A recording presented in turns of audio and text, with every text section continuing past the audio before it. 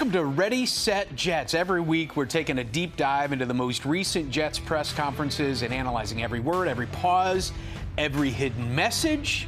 And for that, we turn to a 10-year NFL vet, former Jets quarterback, and an analyst on Jets Late Night, Jay Fiedler.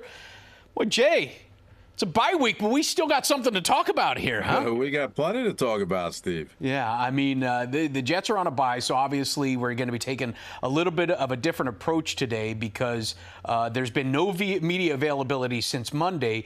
Tuesday, though, was the big news of the week, and that is the firing of general manager Joe Douglas. You talked about this on Jets Late Night a couple of days beforehand, and by no means were you saying that they should fire Joe Douglas. But if that was going to be the future, you talked about from a logistical standpoint why it was important for them to do it on the bye week to get themselves set up for the rest of the year. Why was doing this on week 12 the best opportunity for the Jets to move forward? Well, look, I think it just made the most sense. They were in a situation, obviously, Coach Sala was fired already.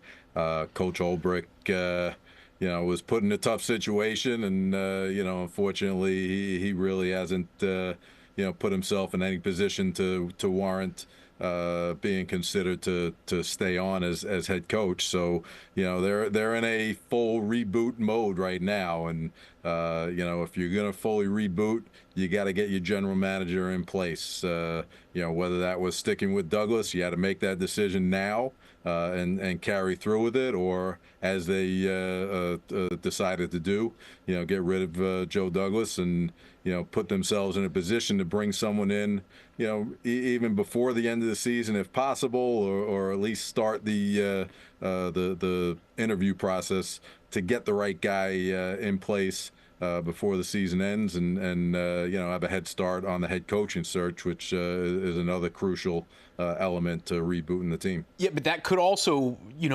put them behind the eight ball because you're trying to get someone from a successful team, and a successful team is likely going to be going to the postseason. So to try to grab an assistant GM from one of those high caliber teams, they're not going to want to let that guy go before the end of the season. But if you start to break down the type of general manager that the Jets would like to get, do you have any names, or do you at least have, some qualities, some attributes that you would like if you were a player in your general manager? Well, I think really what it comes down to is, you want a guy that is going to be able to hire the right coaching staff and create not necessarily a culture, but a structure throughout the building. The head coach is the one who really creates the culture around the locker room. The general manager is the one who creates the structure that makes it all work. So you want someone that's, been around the successful organization. In the situation they're at right now with the opportunity to start fresh. I think you're looking for a guy that's hopefully going to be around the organization for the next 15, 20 years, and that's from a general manager and head coach position. You look at the most successful organizations, and they're the ones who are able to create continuity throughout the organization, and make the right hire, do it the right way, and let those guys run with it and be successful. You brought up a really interesting point there. Let those guys run with it, because Joe Douglas clearly did the right job when it comes to draft day. He made, obviously, the 2022 draft was, very special. His free agent signings, were very good as well. There have been reports, though, that Woody Johnson made a lot of decisions in spite of what Joe Douglas wanted. Certain trades he pushed forward, signings that he didn't want to happen. And it seemed like there's a little bit more, handprints, fingerprints on this team this year with Woody than maybe in years past. So we know the owner is the guy who has to open up the piggy bank for the team. But at what point does an owner, want to help the football operations side, and at what point can they become a little bit of a hindrance to football operations? Well, look, if you're an owner and you want to, make those decisions, then you might as well, pull a Jerry Jones and appoint yourself the general manager of the team. Beyond that, if you want to bring in the right guy and you want a guy that's, going to want to be a part of the organization, you better give him the tools to be successful and let him run with it. Like I said, step away from it.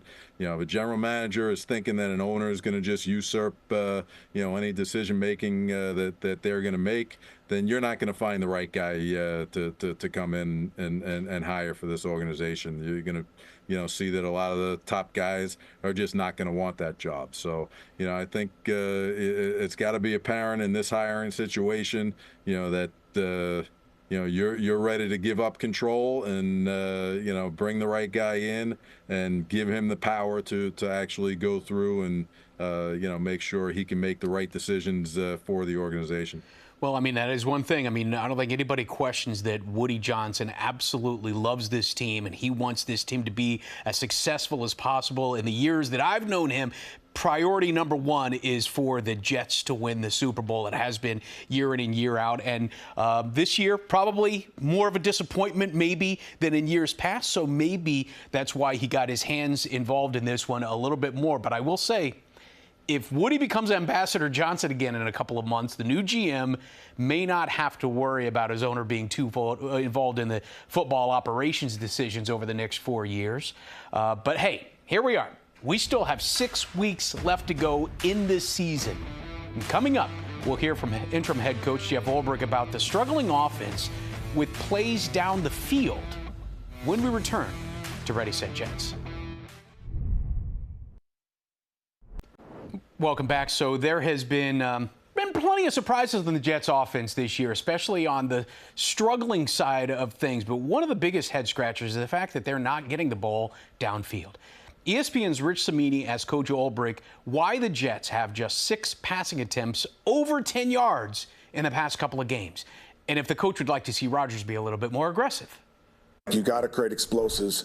It's one of the biggest indicators for winning games. But at the same time, it's like you said, when the coverage dictates the check down or the short intermediate throw, you got to take that as well. So we're always searching for ways to get the ball down the field.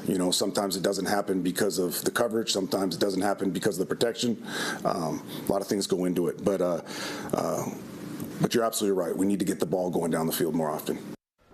They need to get the ball going down the field. They need to make tackles. They need to be able to run the ball. There's a lot of things. You've been watching these every single game this year. So what are you seeing from that perspective? Is it more about what the defense Aaron Rodgers is seeing, or is it his lack of ability to, to take those chances and throw deep? Well, look, I think there's a combination of things that are going into it. Number one, they have been trying to reestablish the running game a little bit more with Breece Hall over the past month and a half, which is kind of pushing them to run the ball on first down. And those, first down situations is, many times when defenses do bring that safety up in the box and create the opportunities for them. The other problem with that is the Jets just aren't getting enough first downs. Their third down percentage is very low. They're they had a tremendous amount of 3 and outs last game, and that's been something that's been plaguing them for much of the season. So if you don't have those opportunities to get a lot of first downs where you could run play action and push the ball downfield, it makes it a little bit more difficult to do that. The flip side of it is, even when teams are in, cover 2 or shell defense on the back end, there are opportunities still to push the ball downfield, whether it's on crossing routes, on deep in routes, and those are the routes that we've seen Aaron Rodgers, uncharacteristically miss some of those, and there are opportunities out there in those games if he could hit that and get a receiver on the run, to make those explosive plays. It doesn't necessarily have to be throw the ball 45 yards down the field. You could push it down, 10, 15 yards down the field into a void in the zone and have a guy run through it and come out the backside. Yeah, it also seems like the problem is they're seeing a lot of man defense, and those windows are pretty small. And if your accuracy has fallen off just a little bit, that's the difference between a first down and an incompletion. Let's talk a little bit about the defense, because they certainly pride themselves, on defense. it's never been an air raid offense, but this season has certainly been a step back from the past few. Coach Ulbrich was asked by Al Iannazzone how tough it is for him to have to see that drop off on the defensive side of things. It's extremely hard to see the unit not perform as well as they're capable of performing, so that's on me and our staff and on every defensive player in there to regain the standard that we've created here the last couple of years, because you're right, we're not playing as well as we need to play, and we're not playing as well as we're capable of playing. So part of that will be this week and getting back on track.